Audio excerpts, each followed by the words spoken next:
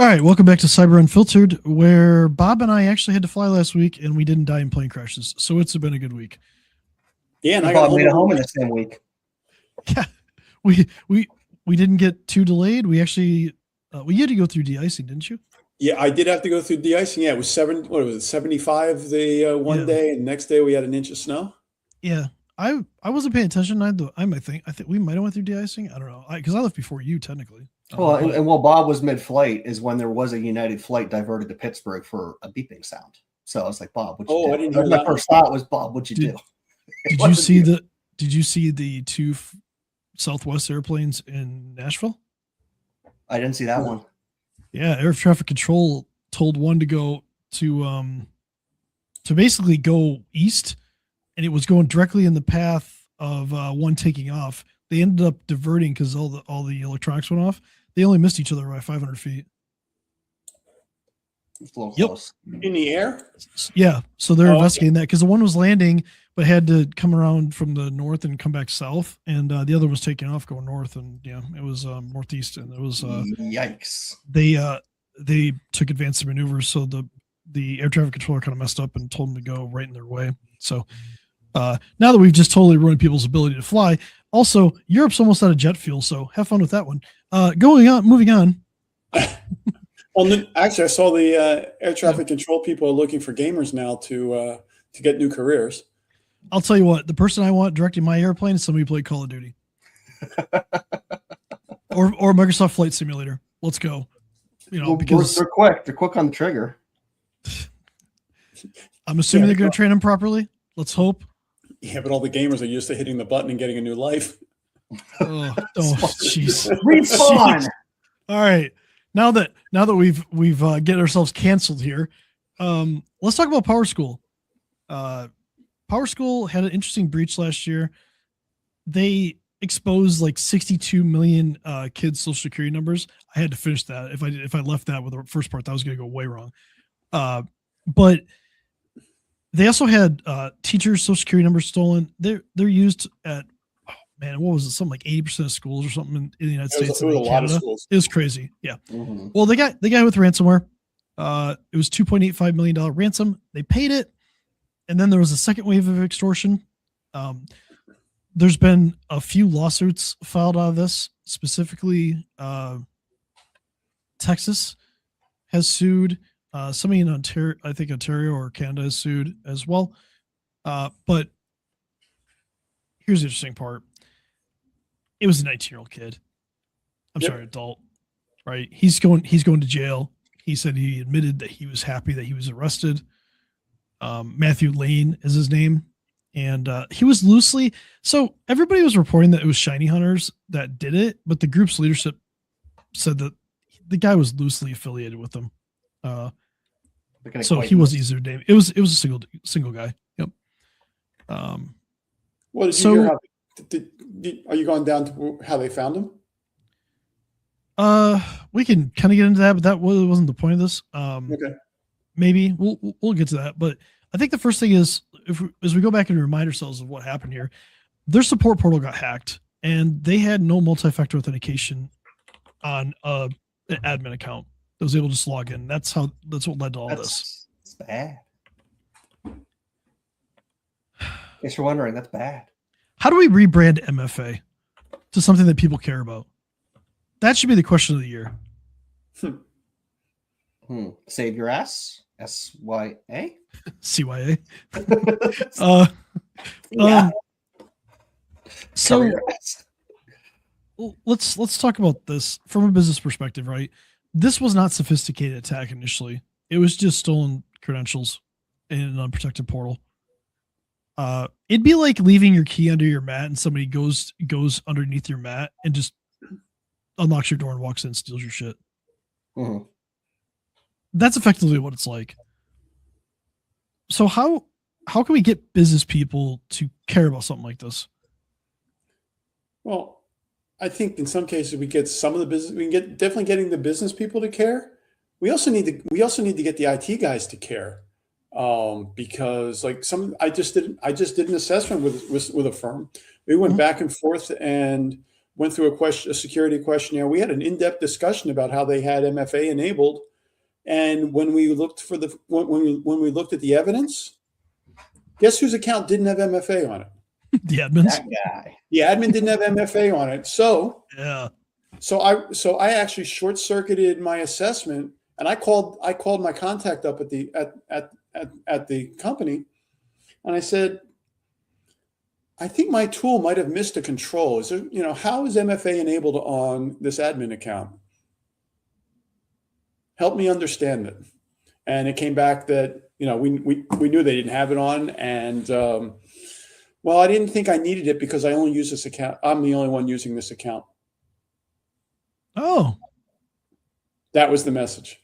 Wow. If you don't turn MFA on and use good practices, you're not going to be the only one using that account.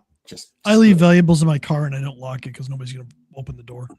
But yeah, this guy sat across from me and said, yeah, we have MFA on everywhere. And I absolutely hate the thing trust but verify. So I don't want to say that, even though I just did. It's just like you just need to have some sort of screw it.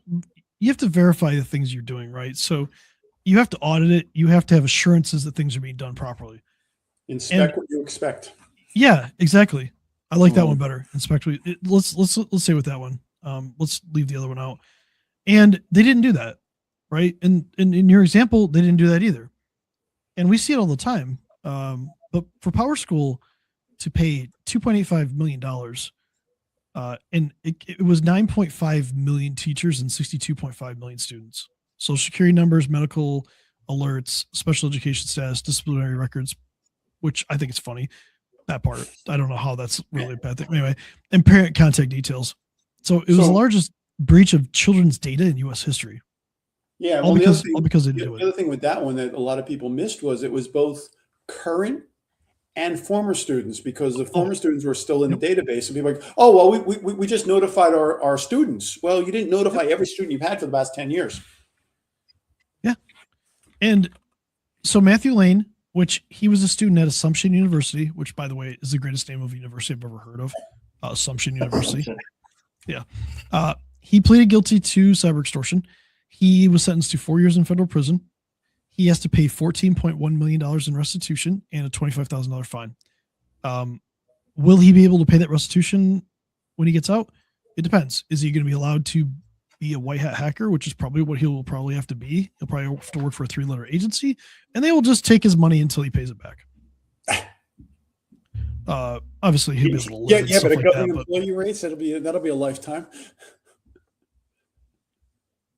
I'm not saying they won't be, but that's just what it's going to be like. So do you think that's enough for what happened for the 62 million children's data that got exposed, the 9.5 million teachers data that got exposed, the largest breach of children's confidential records in the U.S. history? Do you think that's enough? Probably not. I don't really know their revenue or how much it would hurt them, but I feel like it should hurt. Or the money to go to something to help fix it or something, make them hurt.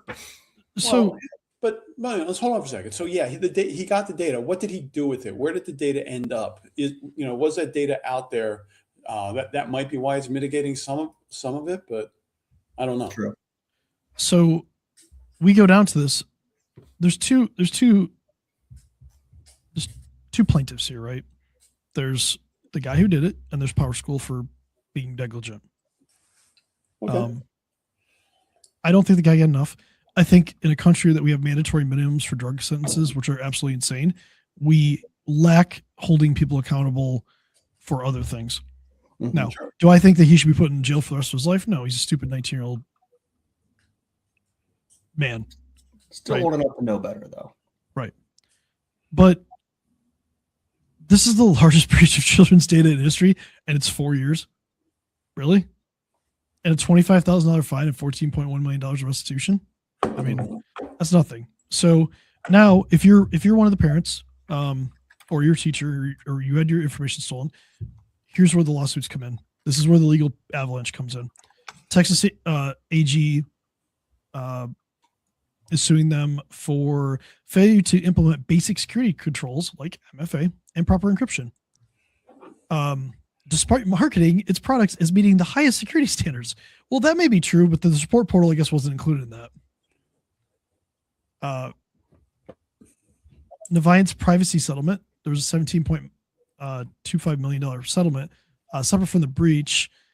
They had PowerSchool had a Navient, I guess, college planning platform that was accused of embedding hidden third-party tracking from Google, Microsoft, and Heap to monitor student communications and harvest demographic data.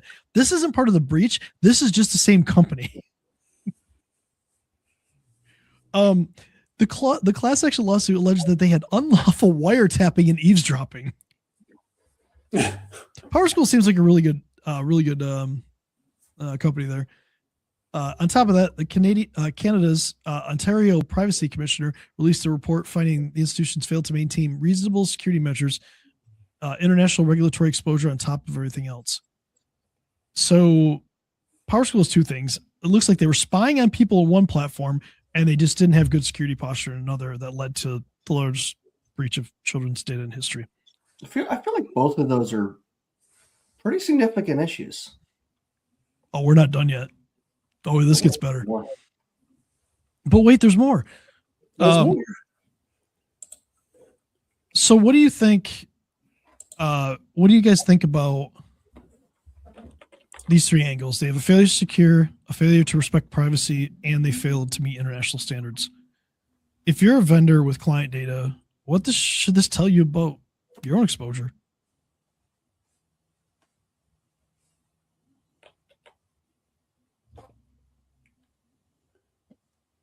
Reword that. If you're a vendor and you have this kind of data and you failed to secure it, you fail to respect privacy, and you fail to meet international standards, what should this tell you about your own exposure as a vendor? Like, we're not doing international work, but like, think about all the other software vendors that we work with and stuff like that. They have international data that could fail to secure it, could not respect the privacy of their own users, and then they fail to meet international security standards. So that's actually an interesting question. I talked to a couple people, and they're like, "Well, yeah, we've technically got information on European people, but we don't. But since we're out of the jurisdiction of GDPR, we don't care." So they're not on the planet Earth. Is that what they're trying to say? They're saying there's no way for them to touch us. Oh, is that what they think? That's what they think. Okay. Out of their jurisdiction. I feel like that's like the siblings in the back of the car, like, I'm not touching you. I'm not touching you. You know, do you remember when everybody thought that Swiss bank accounts were untouchable until they weren't? Just they just need to understand mine yet. Just kidding. No. No, that's because it's in the Cayman Islands. Oh, now you're in trouble. Anyway, so thunder flow. This makes us really wonder. You're dealing with third-party vendors. They say they're secure. They're spying on you at the same time. How do you know as a consumer, like, what to do, right? You may not know until it's too late. So I think this just illustrates the lack of like regulations and things like that and teeth that companies can get away with stuff like this. Well, the paperwork says spying. Was this more than just putting tracking cookies on to know what people doing and looking at patterns? I don't know what. I didn't read it. They were accused of purposely embedding hidden tracking to monitor the communications and harvest demographic data. So basically, they were selling the data. They put the cookies in there. They implemented the monitoring, and then they sold the data. That's allegedly that's what the lawsuit says. Okay. They actually settled it for $17.25 million. So I'm sure in there it said, we don't admit guilt, but we're just making this go away. Yeah. But this brings us further. On March 18th, this was a monumental thing. This was a monumental judgment against Bain Capital. Bain Capital owns PowerSchool. They bought them for $5.6 billion. And right they said the breach, if I remember right, before the breach, they bought them. Well, they're being told that they now have to face claims from school districts for its direct role in the security failures. The court found that Bain exercised purposeful availment by issuing specific operational directives to PowerSchool before and after the acquisition, which included a 5% workforce layoff, offshoring critical cybersecurity and IT functions to a subcontractor whose credentials were the ones stolen that led to the breach in the first place. So the judge claims for negligence, aiding and abetting, and direct liability against the investor, the connection runs in a straight line.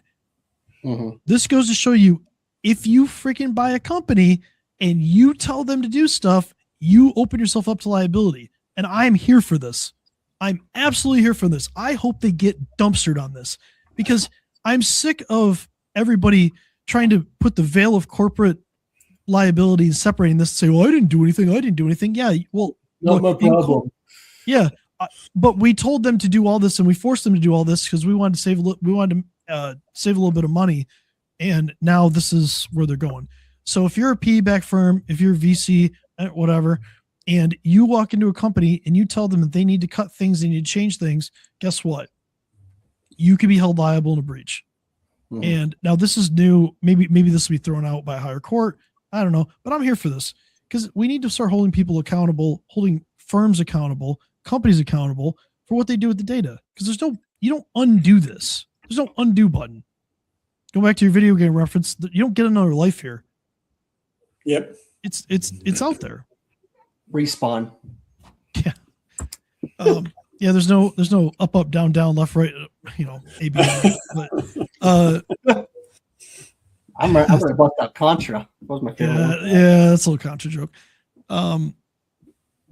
So we're seeing this over and over again. So if the buyer is now liable for security decisions in a post-acquisition, how do you think this reshapes due diligence?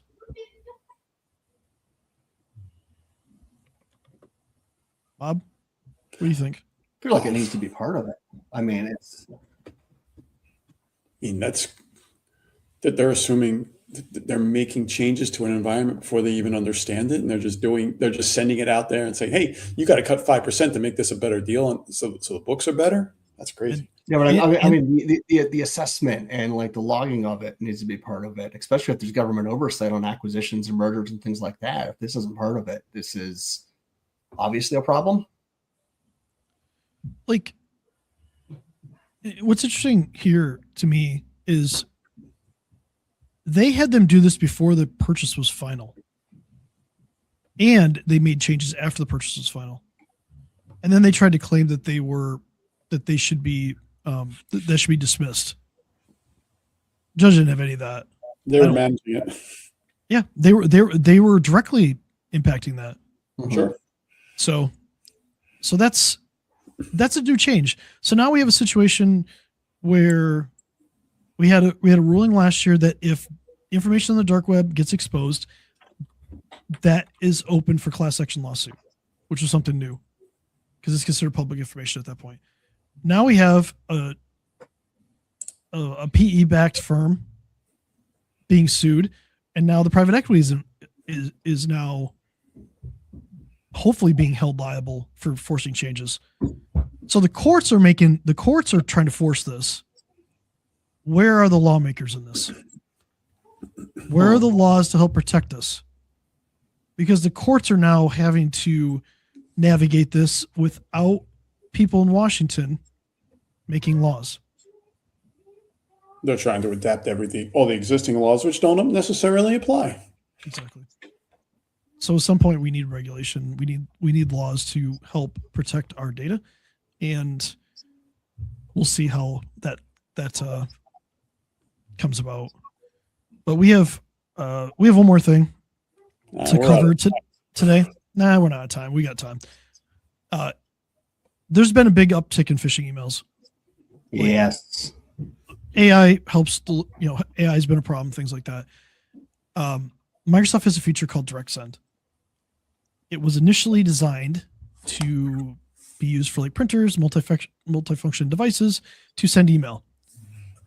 However, bad people are using it to bypass your spam filtering on Microsoft, And it's working and it's working very incredibly well. efficiently. Yeah, because you guys have both had customers get just email bombed, right?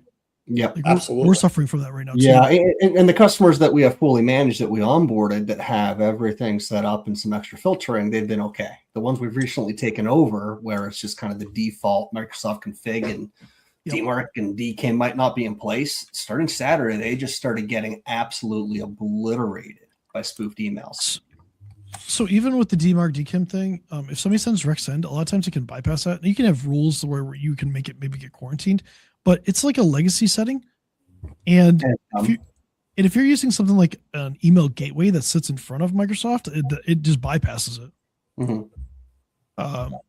There is no protection for it. So it depends on what level of email security you have. So it's leading to increased number of breaches because it's getting delivered directly to the people's mailboxes. If you have like a rule that like writes that it's an external email, it's not written as an external email. It's written like it's internal. So they're spoofing like an internal name. So let's say for me, like my email address, it would come to me, but it would look like it was sent for me when it wasn't sent for me. Mm-hmm. So same thing occurs with if it's like a CFO or CEO, they could use their name, send it to a bunch of people, and guess what? They click on it, they then log in, give up their credentials, and boom, email popped. So if you have an IT company and you have Microsoft 365, it is highly recommended that you disable direct send. There's a setting to do it. You're probably not going to be able to do it alone because you have to do it in a command line. But if you don't know how to do it, comment on one of our videos and let us know, and we could reach out to you, maybe send you the link. It's not a hard fix, thankfully. No. For that part, there's a lot more to it than that. But like for this part, it can reduce the number of times that an email is going to get delivered to somebody's mailbox and trick them. So we covered a lot today. Power School mostly. If you want us to talk more about this email with Microsoft Direct Send and like how it works, how it can bypass certain filters, we can definitely do that next week. Just let us know. But I think we're good this week. What do you guys get going on? You just got to go dig through my inbox. It's got a bunch of stuff in it. Hopefully not direct send emails. And a bunch of inbox things. Copies of stuff from clients that said, "Hey, where'd this come from?" Or, I hear you. so I had a somebody, wasn't from Direct Send, but somebody called me yesterday. He goes, "I think my phone's been hacked." Oh, And I'm like, "Okay, what do you mean?" Well, confirmation codes were showing up, and I wasn't asking for them. Turns out his email was compromised. He had some network solutions or a direct IMAP account or something, but bad guys got into his account and requested the password reset for both United and American Airlines. Didn't know you could buy MacBooks with United points, but apparently these guys sucked out 300,000 miles of frequent flyer miles to go buy a MacBook and get it shipped somewhere, and all because he had all his authentication codes back to his email. Mm-hmm. Goes back to people do simple things, and email and text based verification still hurts. I wouldn't have thought of the value of that for buying product versus tickets. So not as easy. I guess it's like credit card points, right? I mean, at the end of the day, there's a value. You really apply to anything. Right? Yeah. On the American account, it was Target gift cards. Mm-hmm. We found those. I was like, go redeem them or at least report them. But they sent they were sending the physical laptop somewhere. God knows where. We had the address, but not that it mattered. It was not that it's going to get caught, but the product got stopped. But the guy was like, "How'd this happen?" I said, "You got fished." You said it was IMAP. It was IMAP. Did it have it? Well, IMAP wouldn't have MFA, so you're kind of like his credentials. So you think Fisher's credentials got exposed somehow because you've reused the password 50 times. Yep. Man, that's a rough one. All right. So by the way, if you want to send me 300,000 American Airlines miles, I'll take them and I'll send you my account number and you can just send them to me and I'll just go buy a MacBook. So RAM prices are killing me, guys. All right. Can you send me your login so I can verify your account number and make sure that it's accurate? Oh, I see what you did there. Yeah. and that's what looking at the emails that were in there, the guy went in and put the guy's email address in first, and United or an American came back and said, here's your frequent flyer number, and then it did a password reset on it and back to the email. All right, till next time I'm gonna go hack presses. Enjoy the rest of your week, and knowing that somebody can hack your IMAP email really quickly. And if you want to know what that means, let us know. We can talk more about that next week. Cool, I guess.